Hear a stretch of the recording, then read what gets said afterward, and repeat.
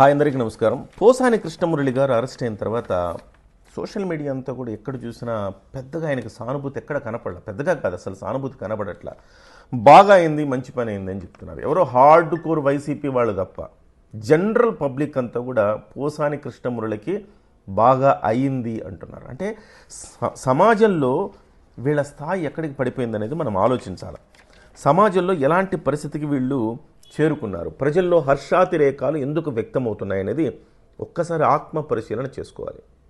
ఇవాళ పోసాని కృష్ణమురళిని అరెస్టు చేసిన, గతంలో జోగి రమేష్ని అరెస్టు చేసిన, ఆ తర్వాత ఇంతకుముందు చెప్పాను కదా బోరుగడ్డ అనిల్ని అరెస్ట్ చేసిన, వర్రా రవీందర్ రెడ్డిని అరెస్ట్ చేసిన, వల్లభనేని వంశీని అరెస్ట్ చేసిన, ఎక్కడ కూడా సానుభూతి అనేది ఇసుమంతా కూడా కనబడట్లా. దీనికి రీజన్ ఏంటి?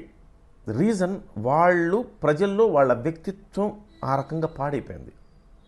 చూడండి, ఒక గోరంట్ల మాధవ్ కానివ్వండి, అంబటి రాంబాబు కానీ, అవంతి శ్రీనివాస్ కానీ, ఆ తర్వాత రామ్ గోపాల్ వర్మ కానీ, శ్రీరెడ్డి కానీ, కొడాలి నాని కానీ, రోజా కానీ, దువ్వాడ కానీ, వీళ్ళందరినీ ఎవరైనా అరెస్ట్ చేస్తే కొంచెమైనా సానుభూతి వచ్చే అవకాశం కనపడుతుందా? డెఫినెట్గా రాదు.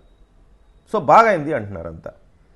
అంటే మనం ఆలోచించాలి, మన వ్యక్తిత్వం ఎట్లా ఉంది. మన డబ్బులు సంపాదించవచ్చు, హోదా సంపాదించవచ్చు, లేకపోతే పదవులు సంపాదించవచ్చు, అన్నీ సంపాదించవచ్చు. కానీ మన వ్యక్తిత్వం కోల్పోయి సంపాదిస్తున్నామా, లేకపోతే వ్యక్తిత్వంతో సంపాదిస్తున్నామా?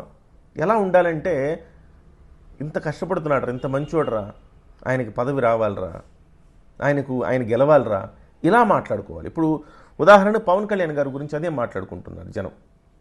చాలామంది చూడండి, అంటే న్యూట్రల్ పీపుల్ గురించి చెప్తున్నాను నేను. జనసేన వాళ్ళ గురించో, తెలుగుదేశం వాళ్ళ గురించో, లేకపోతే వైసీపీ వాళ్ళ గురించి చెప్పట్లేదు. న్యూట్రల్గా ఒక సెక్టర్ ఉంటుంది, మేధావి వర్గం, లేకపోతే ఇప్పుడు ప్రొఫెసర్ నాగేశ్వర్ లాంటి అనలిస్టులు కావచ్చు, ఇలాంటి వాళ్ళ మేధావి వర్గాలు. అంటే బయట కూడా, నేను కేవలం ప్రొఫెసర్నే చెప్పట్లా, బయట కూడా చాలామంది మేధావి వర్గం అభిప్రాయాలు మనం తీసుకుంటే ఖచ్చితంగా వాళ్ళు ఏమంటున్నారంటే బాగా అయింది అంటున్నారు. కొన్ని సందర్భాల్లో కొన్ని ఇష్యూస్ వచ్చినప్పుడు నేను స్పష్టంగా చూసా, సానుభూతి అనేది లేదు. ఎందుకంటే వాళ్ళ వ్యక్తిత్వం సానుభూతి వచ్చే వ్యక్తిత్వం కాదు. ఇప్పుడు అనంతబాబు ఉన్నాడు, అనంతబాబుకి సానుభూతి వస్తుందా?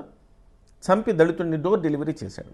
అంటే వీళ్ళందరిలో నేను చెప్తున్న కామన్ పాయింట్ ఏంటంటే వ్యక్తిత్వాన్ని కోల్పోతూ ఉన్నారు వాళ్ళు. ఇదొక్క కామన్ పాయింటే చెప్తా ఉన్నాను నేను.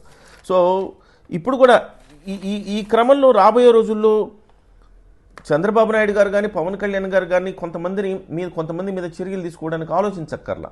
అయ్యో ఇలా వీళ్ళ మీద చర్య తీసుకుంటే ఏమన్నా అవుతుందా, భవిష్యత్తులో ఏదైనా సానుభూతి వస్తుందని కూడా చూసుకోకర్లేదు. ఎందుకంటే ఒక రామ్ గోపాల్ వర్మ మీద సానుభూతి వస్తుందా, శ్రీరెడ్డి మీద సానుభూతి వస్తుందా, కొడాలి నాని మీద సానుభూతి వస్తుందా, రోజా మీద సానుభూతి వస్తుందా? ఎవరి మీద రాదు కదా. వీళ్ళెవ్వరి మీద సానుభూతులు రావు. చాలా విచిత్రమైన పరిస్థితి. వీళ్ళందరూ కూడా క్యారెక్టర్ కోల్పోయారు. నేను చెప్పదలుచుకున్నది ఏంటంటే, క్యారెక్టర్ చాలా ఇంపార్టెంట్. రాజకీయాల్లో ఉన్నా కానీ, సినిమాల్లో ఉన్నా కానీ, ఏదైనా ఆటల్లో ఉన్నా కానీ క్యారెక్టర్ చాలా ఇంపార్టెంట్. ఆ క్యారెక్టర్ నిలుపుకున్నవాడు ఎప్పుడు కూడా ప్రజల మద్దతు పొందుతాడు. సచిన్ టెండూల్కర్ ఉన్నాడండి, ఆయన సచిన్ క్రికెట్ గాడ్ అంటారు కదా, గాడ్ ఆఫ్ క్రికెట్ అంటారు కదా. మన దేశంలోనే కాదు, ఇతర దేశాల్లో కూడా సచిన్ టెండూల్కర్ని ఆరాధిస్తారు. రీజన్ ఏంటి? ఆయనకు భారతరత్న ఇచ్చారు. రీజన్ ఏంటి? ఒకళ్ళ జోలికి వెళ్ళడు, ఒకళ్ళని ఒక మాట అనడు. ఎవరైనా అంటే కూడా వాళ్లకు తన ఆట తీరుతోనే సమాధానం చెప్తాడు తప్ప ఏ రోజు కూడా అసభ్యంగా మాట్లాడడమో, నోరు జారడమో ఏ రోజు చేయలేదు. అది ఆటలో చేయలేదు, వ్యక్తిగత జీవితంలోనూ చేయలేదు. అలాగే చాలామంది ఉంటారండి ఆటల్లో. సచిన్ టెండూల్కర్ కావచ్చు, తర్వాత సినిమాల్లో చిరంజీవి గారు కావచ్చు. అందరివాడుగా మన్నలను అందుకునే వాళ్ళ గురించి చెప్తున్నా.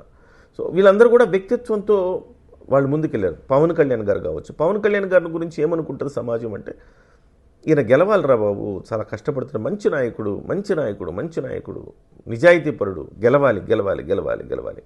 వాళ్ళ ప్రకంపనలే, ఆ వైబ్సే ఇవాళ ఆయన 21 గెలిచేలా చేశాయి.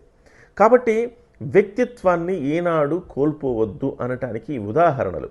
ఇవాళ జగన్మోహన్ రెడ్డిని నమ్ముకొని వీళ్ళు తమ వ్యక్తిత్వాన్ని అమ్ముకోవటం వల్ల వీళ్ళ పట్ల ఎవ్వరు కూడా ఇసుమంతైన సానుభూతి చూపించట్లా.